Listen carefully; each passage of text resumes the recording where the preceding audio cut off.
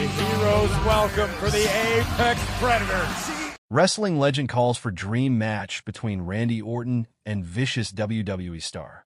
Both have that great killer instinct. Hall of Fame wrestling journalist and Sportskeeda senior editor Bill Apter recently spoke about a dream match for Randy Orton.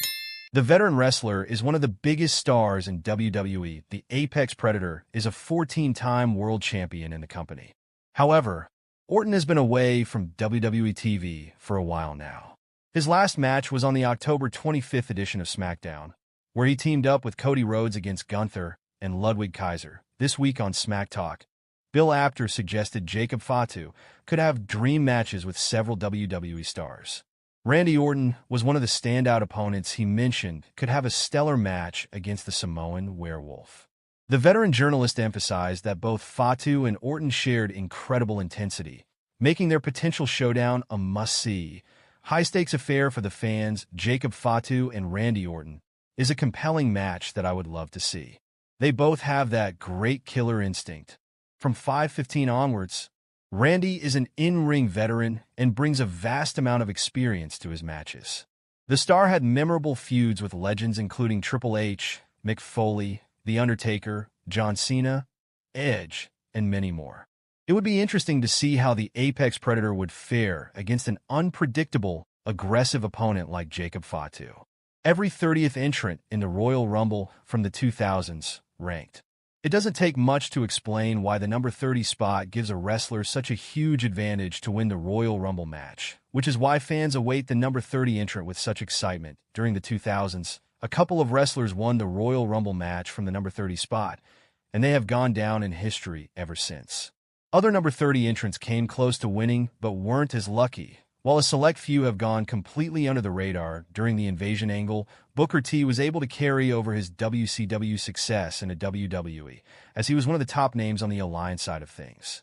After the Invasion came to an end, the company still had big plans for Booker T, as he feuded with Stone Cold Steve Austin, and the two had some hilarious segments together. In his first Royal Rumble appearance, Booker T was the final man to enter, but surprisingly, he only lasted for less than a minute. Booker was able to eliminate RVD before being eliminated in an uncanny yet creative way by Steve Austin with the Stone Cold Stunner. When the McMahon-Helmsley regime took over WWE, D-Generation X were the only beneficiaries of this change of power. X-Pac was given a huge advantage as he was given the rights to enter number 30, which also helped him avoid his rival Kane as much as possible. X-Pac made it to the final for alongside Kane, Big Show, and The Rock, and he was able to eliminate Kane with a spinning heel kick. Afterwards, X-Pac was tossed out by The Rock, but the refs failed to notice the elimination, which gave X-Pac a second chance in the match.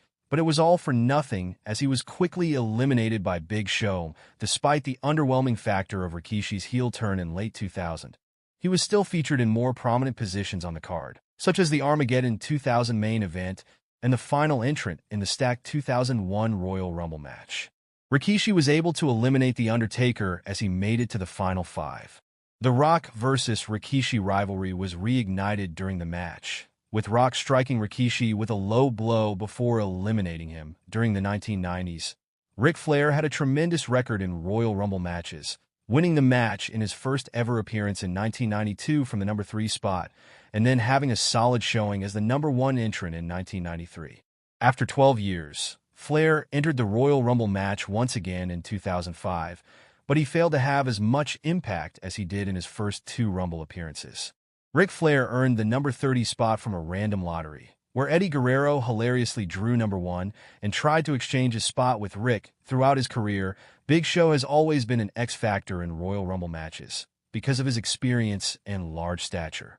In the 2009 Royal Rumble match, Big Show entered at number 30 and had the most eliminations in the entire match. Big Show threw out the likes of Jim Duggan, R-Truth, CM Punk, Rey Mysterio, Mike Knox, and The Undertaker, the latter of which he had a huge confrontation with in the middle of the ring. While battling with The Undertaker on the ring apron, Big Show was suddenly eliminated by Randy Orton with an RKO onto the ropes. That Goldberg's first Royal Rumble appearance was unsurprisingly a chaotic one, as he went on a rampage of eliminations where he threw out the likes of Charlie Haas, Nunzio, and Billy Gunn. In the midst of the Goldberg frenzy, Brock Lesnar showed up and hit Goldberg with an F5. We had a confrontation with earlier in the show. Throughout his career, Big Show has always been an X factor in Royal Rumble matches because of his experience and large stature. In the 2009 Royal Rumble match, Big Show entered at number 30 and had the most eliminations in the entire match. Big Show threw out the likes of Jim Duggan, R-Truth, CM Punk, Rey Mysterio, Mike Knox, and The Undertaker, the latter of which he had a huge confrontation with in the middle of the ring. While battling with The Undertaker on the ring apron, Big Show was suddenly eliminated by Randy Orton with an RKO onto the ropes. That Goldberg's first Royal Rumble appearance was unsurprisingly a chaotic one, as he went on a rampage of eliminations where he threw out the likes of Charlie Haas, Nunzio, and Billy Gunn. In the midst of the Goldberg frenzy, Brock Lesnar showed up and hit Goldberg with an F5, who he had a confrontation with earlier in the show. As Goldberg got taken out by Lesnar, eliminating him became a much easier task. This was the beginning of the Lesnar versus Goldberg feud that was headed towards WrestleMania 20, and Goldberg was able to retaliate by costing Lesnar the WWE title at No Way Out 2004 against Eddie Guerrero. After his feud with The Undertaker, Randy Orton was established as the top heel on SmackDown, which made him a viable candidate to win the 2006 Royal Rumble match.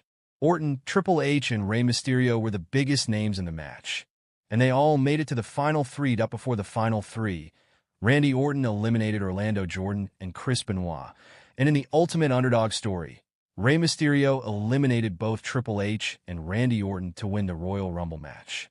In the build-up to WrestleMania 22, Randy Orton was able to insert himself in the World Heavyweight title match, as it became a triple threat between Orton, Mysterio, and champion Kurt Angle. After the Big Show took The Undertaker out of action in October 2002, The Undertaker made his return in the 2003 Royal Rumble match, where he entered as the final entrant and had a pretty dominant performance, as he eliminated the likes of Maven, Kane, John Cena, and Batista.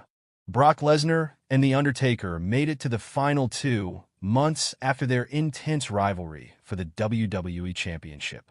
This time, both were babyfaces, which wasn't the case during their feud. Brock Lesnar ended up eliminating The Undertaker, as he managed to win the Royal Rumble match in his first Royal Rumble appearance, despite being the most favorable entry number in the Royal Rumble match. It took 18 years for a wrestler to win the Royal Rumble as the number 30 entrant, and The Undertaker was the first to ever do it in 2007.